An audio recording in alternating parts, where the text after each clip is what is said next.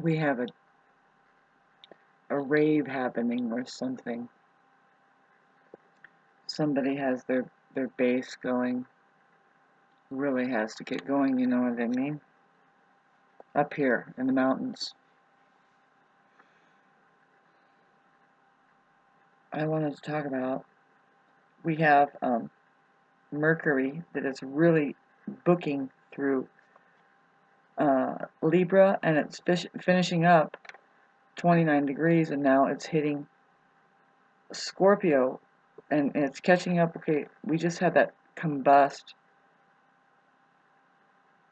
and it's looked like it's moving faster than the sun, and it's going to move ahead of the sun gradually. So, you know, as it does, it's going to be trining Saturn, which tomorrow Mercury trines Saturn. Makes me think of a scholar or somebody like that, very knowledgeable, since it's the Scorpio. We have both. Well, we have now. We'll be having 3 planets in Scorpio. It's like Scorpio season all of a sudden, and that's under Pluto rulership, and we just had a lot of Pluto influence still happening, you know, preparing us. I just got the kind of the sensation of being prepared, like, but it's like, I'm serious. It's like, oh shoot, how do we describe it? It's definitely a getting caramelized, you know, and it's like in sizzling mode. We're just getting fluffed and sizzles with um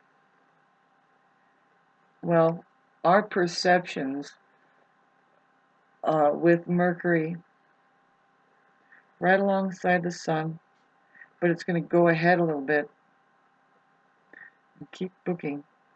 I need to just keep looking at this because that's the way I can do meditative astrology. Um, it has to do with communications for sure. Mercury, our minds are gonna um, penetrate into some things. May have received. I don't know about you, but I received a lot of downloads, and then some other people were talking about it on FB or somewhere in groups, you know. Um, and also, I've been having pineal gland activity, and I didn't share it here, but it was about 3 days ago or 4 that I had an experience of. I know this is having to do with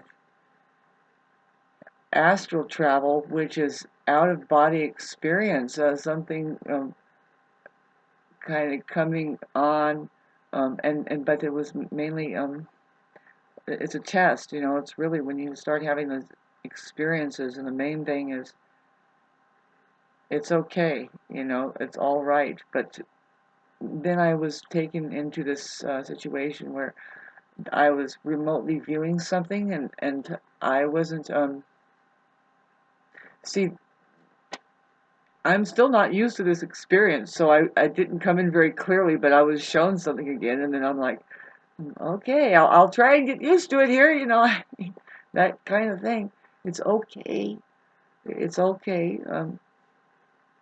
It's just an experience, and anyway, uh, moving right along, I can't explain to you what what's going on with, well, see, for me in particularly, but let's get back to now. I think that this, for everybody, I am humanity, by the way. So when I say me, babes, I'm talking about with this Neptune um, aspect that is happening. It's still retrograde as far as I can see until December of the end of this year. Sorry. So, you know, it's kind of personal for me that I'm experiencing this Neptune. Yeah, definitely it is. And I am glad. I'm just relieved. And now, I don't know, turn it off if you don't want to hear my personal experience, but I'm being shown something. I have to be shown this particular thing, but really, all of humanity is involved with. Now, there's a transition that Neptune will be doing. I think is finally in 2026. It goes into Aries. It resets into a whole other zodiacal phase, which is at the sign number one. It's very much moving away from the Piscean vibration. Not that that's a good thing. It's definitely just um, now I just got the sensation of, like, you have water and now it's going to pour into a volcanic situation. That's Aries, and it's going to create steam and stuff. It creates an atmosphere. It creates um, a lot of reaction, I guess, chemically, um, to get very into just a way to kind of maybe try to interpret um, the nature of the transition. Neptune is very as vague as that I'm ending up trying to tell you right now, because it rules water, and it can be a gas, it can be a solid, or it can be a liquid, and it's very highly intelligent and programmable. And anyway, so dealing with that, it has to do with our holographic field. It's very spiritual. It's very yeah. Let me tell you about the holographic field um, that is put together with say, like the colors of the rainbow. Well, it's not here unless there's little drops of water. I know I've said this analogy before, but it's why not just mention it, to keep it in your eye. This thing um, that we're all a part of here. Uh, those words that I just said is very accurate. Apart from knowing what is actually going on here, how all of this comes to be. What are you talking about, Shauna? The universe, and I mean, yes, we have a lot of pictures of a supposed out there, you know.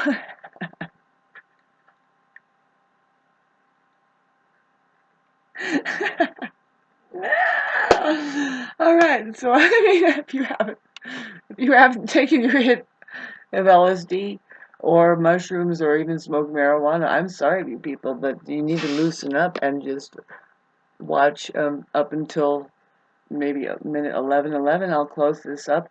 What's going to happen? I was trying to tell you about the nature. Well, let's talk about Neptune. Why? Well, babes, it's going backwards. It's going to get closer to my Venus, and I admit, okay, so while, for all of us, while Neptune is going backwards, we're getting some real life clarity, because Neptune is so vague and nebulous. The only time to get clarity with it is when it's going backwards, and we are getting some clarity, as far as our downloads too. It's like, here, look at this. Pluto is like, would you like to join the living? Because really that's what Pluto does. It's like it's going to scrape off the stuff away from um, the how you can get into a funk and everything. And Pluto is here to just is a wrecking ball, and to loosen up, and get people moving, and it's kind of it's the Wicked Witch, really. I mean, not the Wicked Witch, though. No, it's the Good Witch. The Wicked Witch is Saturn over there. Saturn is not necessarily the final answer as far as the rules that we have to deal with. Saturn over there. We love Saturn, though. We love Saturn because, um, not picking on it, saying, well, it's Satan over there. It is if you don't get the mind to obey some kind of truth. You to get the hell out of here. In case, really, let's get back to the university or the universe. if it you know, like I say, it could be a trap. Somebody could say that, you know, unless you just learn a few things about what's going on here. And right now is a very auspicious time for us all because of the Pluto.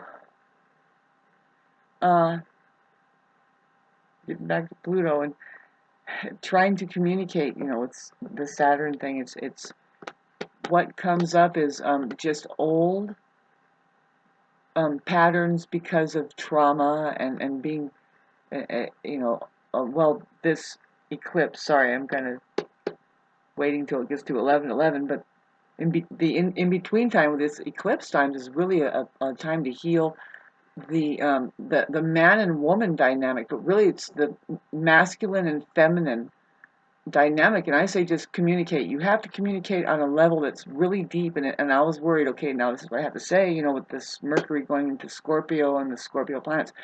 Who can go that deep? You know, well, the shamans can, there's therapists, and there's, let's talk about, well, those people are probably considered witches, if they're not well understood as just being some people that are there to relate and try to handle the, you know, people's pain and work through it. So you don't have to stay locked in patterning or even fear. So we're going to stop this at 11:33. Thanks for sitting through